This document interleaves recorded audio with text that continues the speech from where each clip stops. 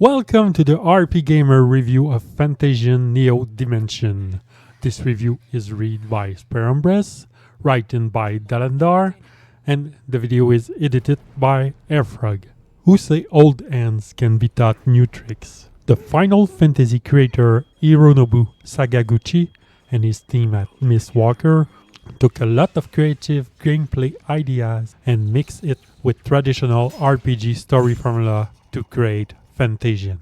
What was originally released on the Apple Arcade in two-part received some spruce up, with Square Enix coming on board to release it as Fantasian Neo Dimension on PC and consoles. There is a decided shift from the light-hearted adventure to a grueling difficulty spike, again a lot of bosses in the second half that take some adjusting to, but the great gameplay and stunning presentation shine throughout. Fantasian begins as Leo wakes up in a mechanical world with no idea of who he is or how he got there. While fleeing a giant robot, he uses a magical device and poof, appear in a frontier town.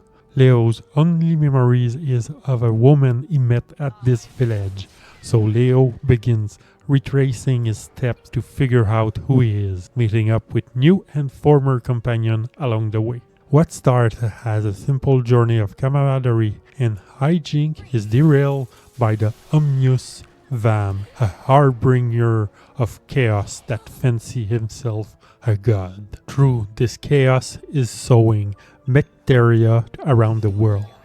Mecteria is a mechanical spore that spews poison and drains the life all that are nearby. When this Mecteria starts to invade more of the human realms, it intersects with Leo's journey of self-discovery, leading to the Ragtag Group's quest, expanding to saving everything. This type of story is definitely nothing new to RPGs. However, it is well crafted and dripping charm every step of the way through, making it an easy journey to progress.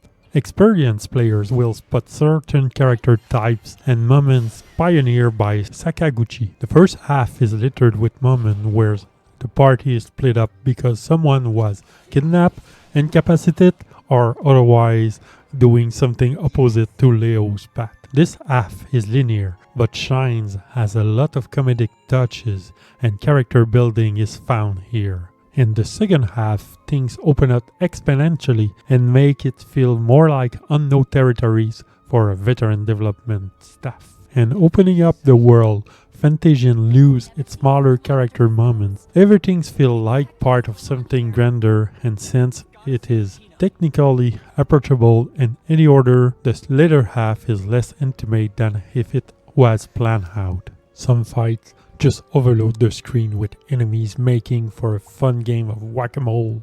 The cast of characters are capably voiced and capture the dialogue well. Everyone gets little moment to shine, but a few party members' involvement is largely relegated to personal side quests as they interact minimally with the others. The game's moments are beautifully uplifted by a wonderful soundtrack from Nobuo Uematsu. The Neo Dimension version also had the option to swap out the original combat music with various Final Fantasy titles, furthering the ties between this title and others from its creator past. The game is littered with little visual, musical, and stylish choice that feel like ode to Sakaguchi and Uematsu past with Squaresoft and make Fantasian Neo Dimension feel like a fine encapsulation of their life work in case another opportunity never comes. One of the novel ways Fantasian make its presentation truly different is how the maps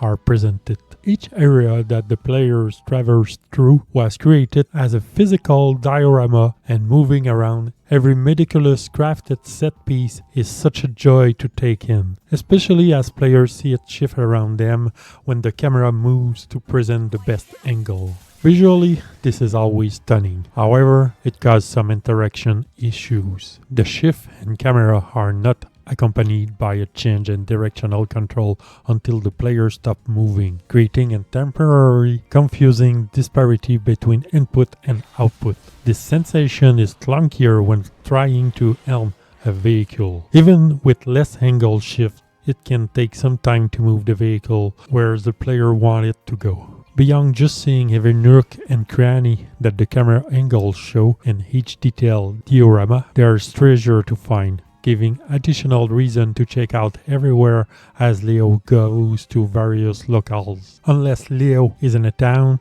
exploration leads to a lot of combat. Players that don't make use of Fantasian novel dimension system will find themselves fighting every few steps like it was a title from the 1990s. The system keeps things fresh by taking the enemies from the random encounter and stashing them away. When the dimension becomes full, or when the players choose to empty it, the party enters a large alternate dimension battlefield that slowly fills with enemies until the fight is completed. There are multiple ways to dish out damage, from elemental special abilities to utilizing trajectory, that make an open and slightly randomized playground more preferable than seeing the same formation of enemies found in an area. Combat against certain special enemies or any newly encountered foe have to be fought during exploration, but otherwise players are free to use Dimension to help give them time to explore. Fantasian come with two distinct character growth systems depending on which half of the game players happen to be in. In the first half of the game, abilities are tied to level up,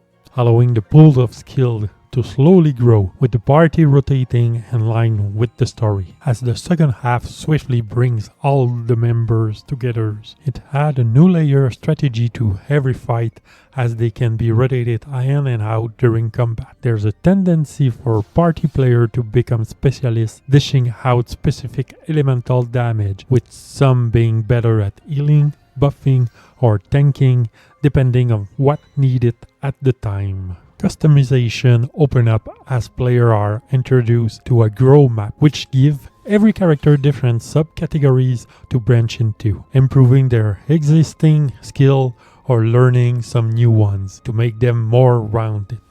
It's quite extensive and has a lot of overlaps, but there are definitely a few skills on there for each party member that makes them feel unique, with the option to reset it for free at any time. As options grow for the players, so does the difficulty. The first half of Fantasian Neo Dimension is rather breezy, showcasing newly learned abilities as enemies have generally simple mechanics to make it through. The second half takes the kid gloves off and tries to bare-knuckle box player like they step into an MMA octagon. This feeling comes from the relentless boss fight, which beyond ramping up in difficulty also become much more frequent. These bosses are all quite distinct, and some use mechanics not seen elsewhere, while others have a set of attacks or weaknesses that always keep the players on their toes and ready to swap party members out when necessary. Item, buffs, and debuff are must in this half. Some fights are nearly impossible without using a certain mechanics, but outside of one particular instance where a specific grow map skill is needed, there is still some freedom in how to approach these bosses. Even with optimal equipment and skill, that will be freaking as players learn the in and out of how each boss works. This approach is both incredibly rewarding and also quite taxing. Boss fights are never short or simple, and they appeared in most quests of the game. This spike in difficulty and shift in gameplay focus cause some issues and the overall pacing of Fantasian Neo Dimensions. The first half of the title focuses on the journey, while the second half more the destination. What this means is that little character moments and even some story beats feel more fleshed out in the early going, giving way to a relentless fist fight with increasingly difficult enemies and less thematic thread to connect them. While there is greater gameplay freedom in the second half, many of the game's side quests offer access to unique abilities on the grow map or equipment that feel necessary for progress. Luckily, this side venture also holds unique combat fight mechanic, and even a series of dungeons where the perspective shifts to a full-on first-person dungeon crawler. There's little left on the table as almost every tick available from its system is represented in a well-crafted adventure. Conversely, it offers little breathing room and greater thematic weight, giving to some of the side venture will result in things feeling like a total package rather than temporary puzzle to figure out. Fantasian Neo Dimension is a tale of two halves. Its first half feel like an homage to the older part of the legendary catalog of its creators. The second half, meanwhile, feel like a homage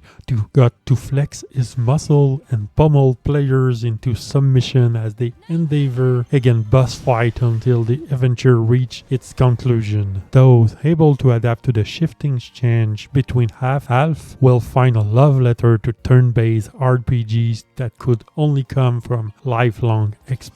The pacing shift caused a juxtaposition between restrictive feeling start and thematically minimal end, which just goes to show that even expert can find a way to grow in a given field, where passion, creativity, and talent coexist in such a lovely harmony always mean there's a new avenue to explore, and this wonderful game is worth undertaking the journey. RPGamer give Fantasian Neo Dimension 4 out of 5. For more detail, hit up the link in the description below. For more video content, subscribe to the channel. Follow us on Twitch for daily stream of your favorite RPGs. Join on the discussion at rpgamer.com on Discord. And for the latest in the RPG news, head over to rpgamer.com.